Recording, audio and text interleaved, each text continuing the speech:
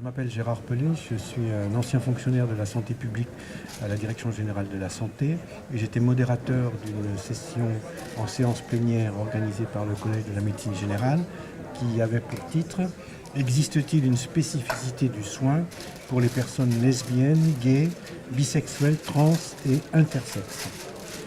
Cette session fait la suite d'un travail fait l'année dernière au ministère de la Santé dans le cadre de Paris 2018, qui est une association qui organise les mondiaux de la diversité dans le sport, les Gay Games, comme on dit en anglais, qui ont lieu en août en Île-de-France et à Paris. Et dans toute la préparation de ces jeux de sport, on a voulu qu'il y ait des conférences académiques. Il y en a une sur le sport et homophobie à Lyon en 2016 et l'année dernière à Paris, c'était sur la santé des personnes LGBT, dont j'avais été l'organisateur, le promoteur.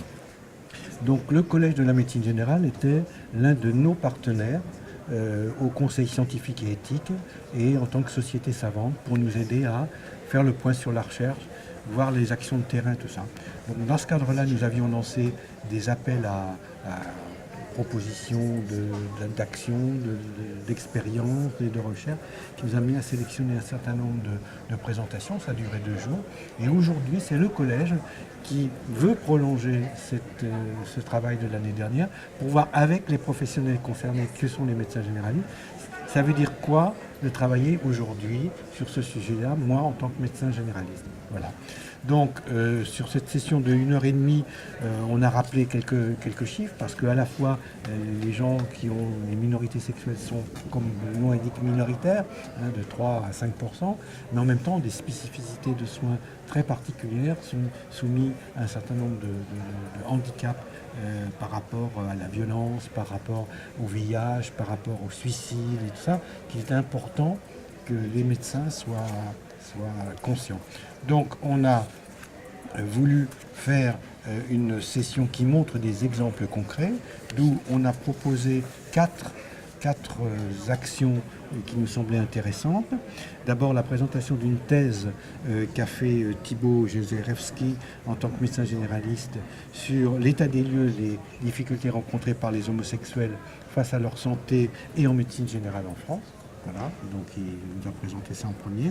Ensuite, un point quand même très important pour Paris, en particulier l'Île-de-France, c'est que les hommes homosexuels, les gays et bisexuels sont confrontés au VIH, pas uniquement en tant que maladie, mais en tant que discrimination parce qu'ils sont homosexuels et bisexuels. Donc affronter la discrimination pour mettre fin au sida et au stigma, c'était une communication de Ève Plenel, qui est responsable de Paris sans sida, auprès de la mairie. Ensuite, une action de terrain de province, la médecine reproductive faite par le planning familial qui s'est intéressé sur les problèmes de santé et l'accueil et le bon soin des personnes lesbiennes et des personnes transsexuelles. Voilà. Donc c'est tout un travail de réseau et collectif qui nous était présenté par une réflexion de l'institution elle-même sur ses objectifs. Et enfin, on a terminé par une intervention d'un autre médecin généraliste, Bertrand Huy, qui est de la maison dispersée de santé à Lille, qui lui, depuis de nombreuses années, est un accompagnateur de la transidentité des personnes. Ils ont une file active de 300 personnes. Donc, qui nous a dit comment il travaillait, avec quel réseau, quels sont les problèmes qui étaient rencontrés par rapport à cette demande de transidentité. Donc ça a été une grande diversité donc, pour essayer de montrer les différents aspects. Et vu le retard avec lequel on est sorti de la réunion et les questions qui nous étaient posées après, montre qu'on touche un sujet important qui sera sûrement à travailler dans les années qui viennent, peut-être plus thématisé sur la transidentité, sur l'hormothérapie, pour les femmes lesbiennes, les hommes homosexuels ou le VIH ou les IST. Enfin, on voit qu'il y a toute une série d'actions qui vont pouvoir se développer dans les années qui viennent. On a senti, Thibaut, le problème de la formation qui est majeur, c'est-à-dire cette capacité des médecins à comprendre ce qui se passe quand ils ont des gens homosexuels ou transsexuels dans leur cabinet, comment en parler, comment tendre la main pour que cette parole puisse se libérer. Donc c'était tout un travail qui a été fait pendant cette courte session d'1h30. Voilà.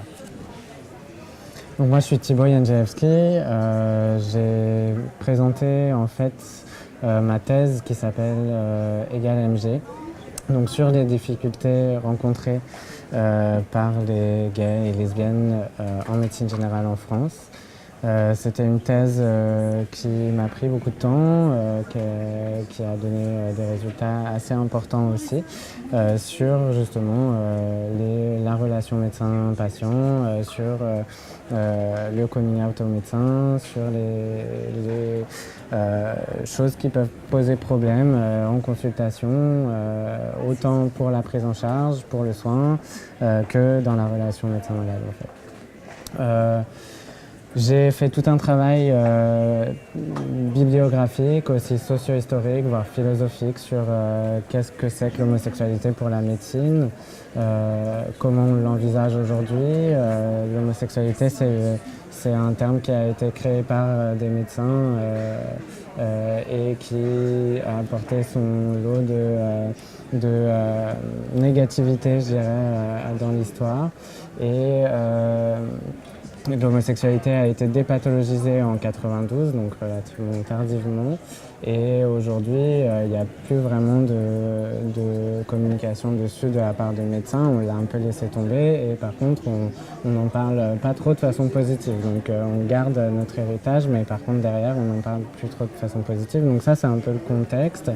Et aussi le contexte des spécificités de santé qui ont été travaillées depuis plusieurs années, notamment dans les pays anglo-saxons. On parle beaucoup du VIH en France pour les hommes gays, mais donc, qui ont toujours 200 fois plus de risques que la population générale d'être exposée, enfin de se contaminer, mais plutôt.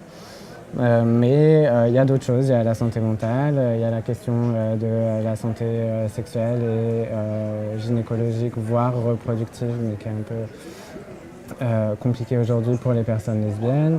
Il y a la question des drogues, de l'usage d'alcool. Voilà, c'est des questions qui amènent des nouvelles données souvent. Alors on est dans le flou sur certaines, mais la recherche continue et on se rend compte que ces populations-là sont dans des spécificités de santé de plus en plus diverses et qui touchent la médecine générale énormément. Dans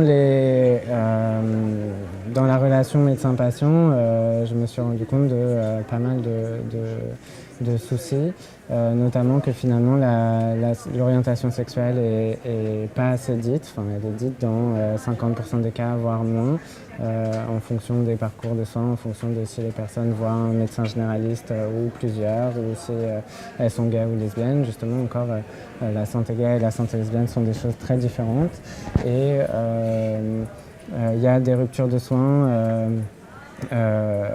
trop fréquentes du fait de l'orientation sexuelle encore. Il y a des personnes qui se sentent stigmatisées par certains comportements de médecins ou certaines prescriptions.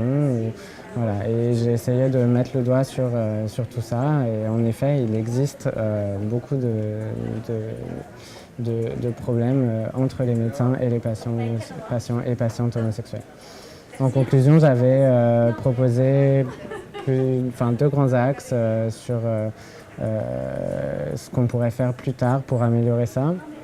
Ou maintenant, en fait, ça serait bien de le faire maintenant. Le premier, c'est de former des médecins généralistes, donc spécifiquement à la question de la santé gay ou spécifiquement à la santé de la santé lesbienne. Pour ça, rentrer dans les détails, vraiment faire des formations poussées sur ce que ça peut amener comme problématique de santé. Aussi éventuellement créer une société savante qui pourrait mettre en commun les connaissances, refaire des revues de la littérature et partager ce savoir avec les médecins généralistes plus globalement.